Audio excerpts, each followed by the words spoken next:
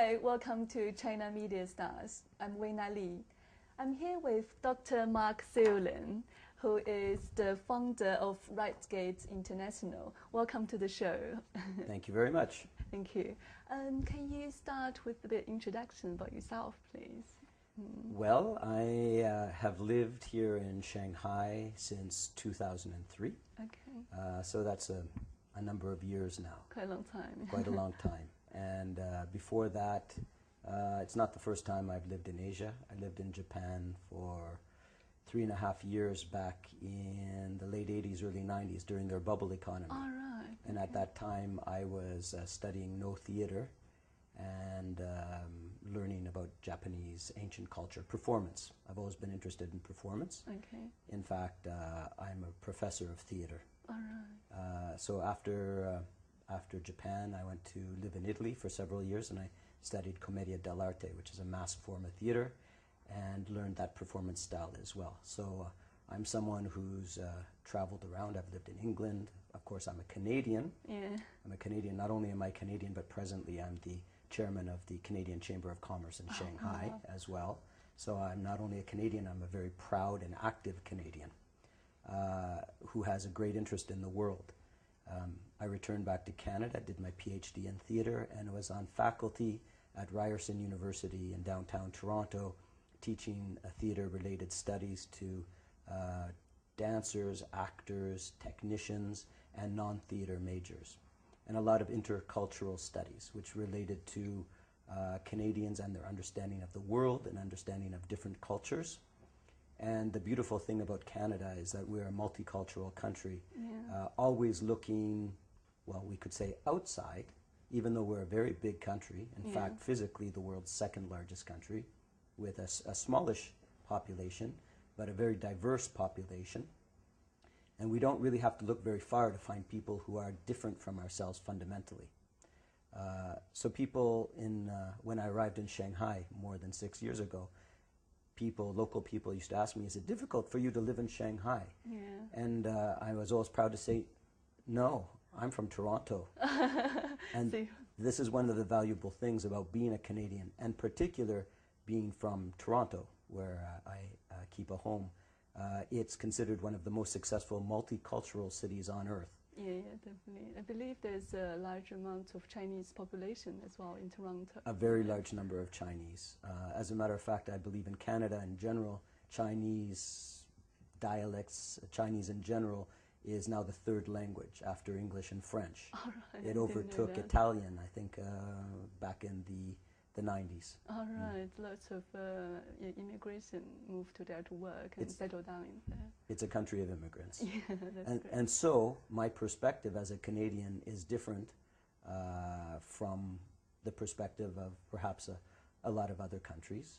Certainly it's somewhat different from the perspective here, because as I mentioned, we always think that the person we're talking to might not understand everything we're saying.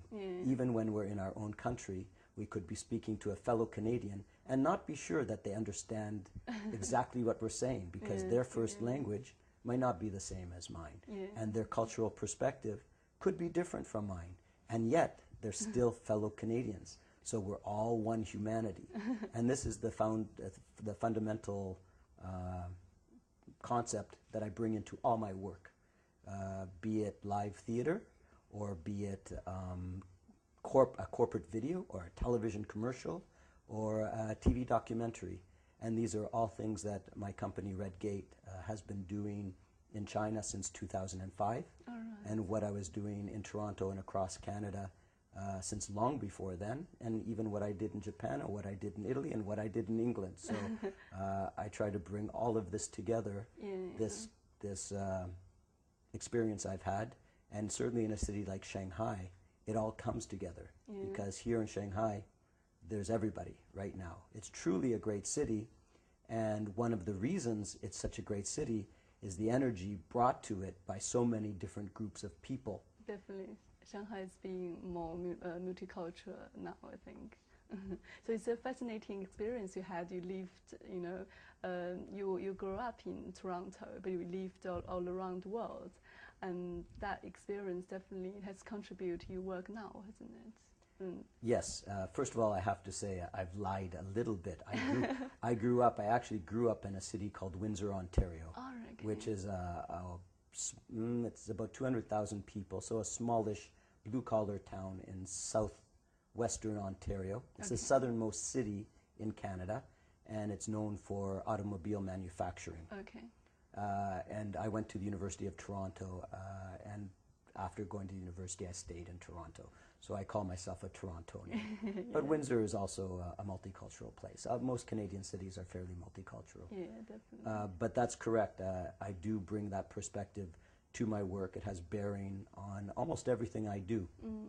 So in Canada, back in the mid-90s, I founded a performing arts company called the Campiello Players. All right. And the Campiello Players was for dramatic performances. And I write and direct for the theater as well as for television. And one of the plays I wrote was called The Cabot Voyages. And this play was written in 1997 to celebrate the anniversary, the 500th anniversary of the landing in Newfoundland, the Canadian coast, of a guy named John Cabot, or Giovanni Caboto, an Italian immigrant to England who worked for the King of England to go find a shorter passage to Japan and China. And the great accident that stopped him from finding that passage was Canada, as we now know it. So at that time, that play incorporated history with the present day, and Chinese immigration was a part of that play. And there were Chinese actors in that play as well. And the play toured Canada, was translated into Italian, and basically discussed the idea of immigration and dreams and imagination. So the imagination is what brings us to another place.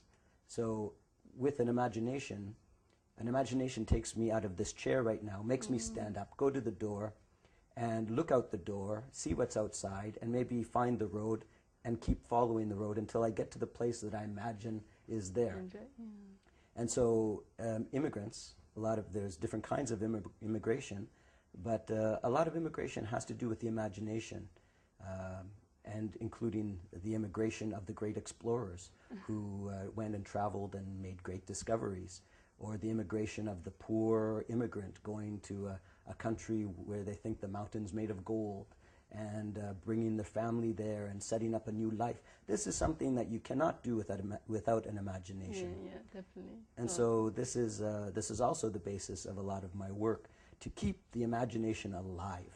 Because unfortunately, I sometimes fear that in this global world that we live in, the imagination is dying. All right.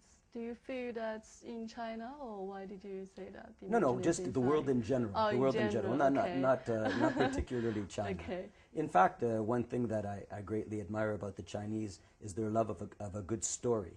Yeah, so they love to, you can sit down and tell a story and you'll have people listening to you. So this is a strong aspect of imagination. Yeah, we love listening to other people's story and also tell a story as well. That's right. Yeah. So do you apply your creativity and imaginations in your work now?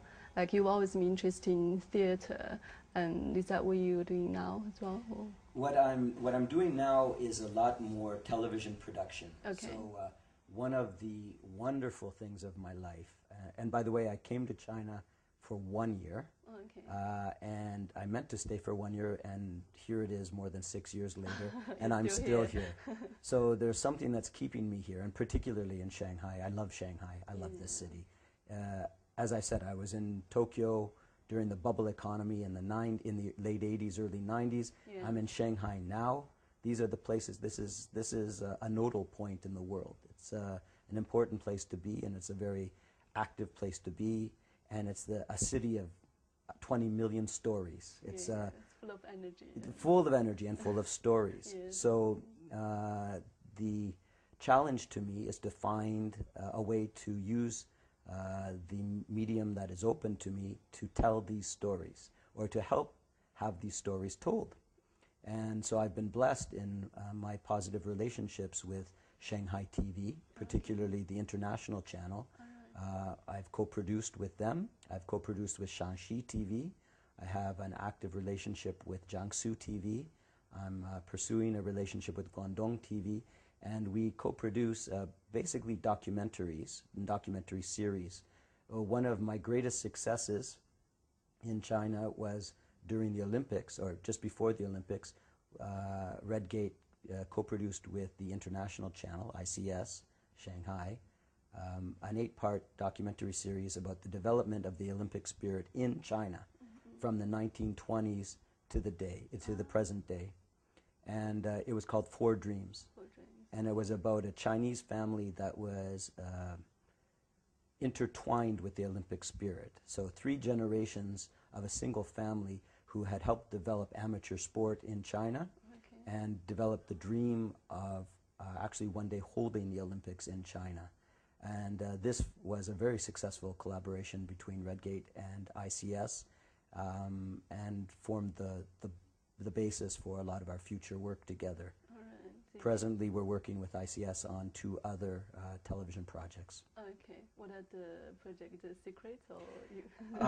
I will tell you more about them just before they go to air. Okay. However, I will tell you this, that they do deal with stories of people living in Shanghai, very unique perspectives, and they breathe perhaps a new breath of life into things that maybe had been presented a little more stiffly before. Yeah, okay. But the documentary you did with ICS about the Olympics, that's keep you have a good relationship with them, and until now. Yeah. Yes.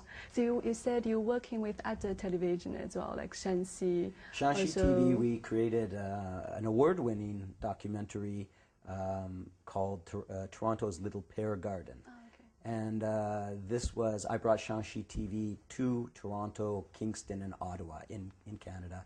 And we filmed for several weeks there. So we had a team from Xi'an came with me, and we traveled around, and the documentary was about the rebirth of a new Chinese fusion culture in Canada. Young Chinese Canadian artists looking to their roots to develop new art forms in Canada. The art forms themselves are inspired by Chinese culture, but are very much Canadian art forms because they're a fusion between the Chinese culture and the other forms that are available in Canada. So we created a documentary about a group of young people doing these things in Toronto, which is, one could say, one of the major cultural centers in Canada. Yeah. And it was a very successful collaboration as well. We did it in English and in Chinese, so there are 2 versions. And it won a couple of awards. Wow, that's great. Congratulations. Thank you. So you mainly work with documentary at the moment, like TV programs at the moment? That's not true. One of my company, like many other companies in this field, depend to a large extent on corporate branding videos for the bread and butter. So I have some large corporate clients, including HSBC is perhaps my largest. But we've made corporate branding videos for China for a large number of Fortune 500 and smaller companies, and even some very small companies, because I have a great love for SMEs, small, medium enterprises, and particularly Canadian SMEs are coming over here now, and they need a little bit of assistance in promoting themselves and their product in the Chinese market. And I think that my company is multicultural here in China. You have me and some other non-Chinese people, and then we have a large number of Chinese people working together, and it's a beautiful collaboration. So I think we have the ability to understand culture from both sides. Yeah, definitely. And create the message that the client needs to fulfill their needs in China. Bring different perspective into your works, right? So for me, one of the exciting new opportunities is not so much foreign companies coming to China and helping them market themselves, but rather helping Chinese companies find ways to market themselves outside of China. This is one of the new great opportunities that exist in being China-based and having learned something about the culture here and certainly understanding culture outside China. So it's one of my great pleasures, and it's, as I said, very exciting to have the opportunity to work together with Chinese companies, helping them find ways to send their message abroad. Yeah, definitely. So you've been in China for a while and working in media as well. What are the differences and challenges of working in China as or other part of the world? In my experience, I've had this question asked to me many times. In 2006, I was one of the founders of the Fringe Festival in Shanghai. It was called Fringe Shanghai. So I actually helped with 4 other colleagues. We brought the Fringe concept to China mainland. It existed in Hong Kong, but it did not, had never reached the mainland. So for the first time in 2006, we created an arts festival. Dance, drama, music, and visual arts, 16 days long in Shanghai in, I'm trying to remember if it was 13 or 14 different locations, including the Museum of Contemporary Art, the Conservatory of Music, the Theater Academy, the Dramatic Arts Center, Mogan Shanlu. It was all over the city, and we had about 50,000 people come through in 16 days. The lesson I learned then is that the process to do these things here is different. And every country has its own process. And the process here takes a little bit longer. It's more, how I say, more exhaustive in the sense that more information is required. However, process is process, and that's the way you do things here. And one of the things I'm proud of is I've learned the process, and I'm fairly efficient now. So that's one of the advantages I feel I have as a foreign entrepreneur working in China. I've done the time, I've learned my lessons, I've made a few mistakes, and now I know what it takes and to follow the process. So as long as if you follow the process, you will get the green light. As long as you follow the process, you should do okay. Of course, green light is a very unique thing anywhere you go. You might not get a green light.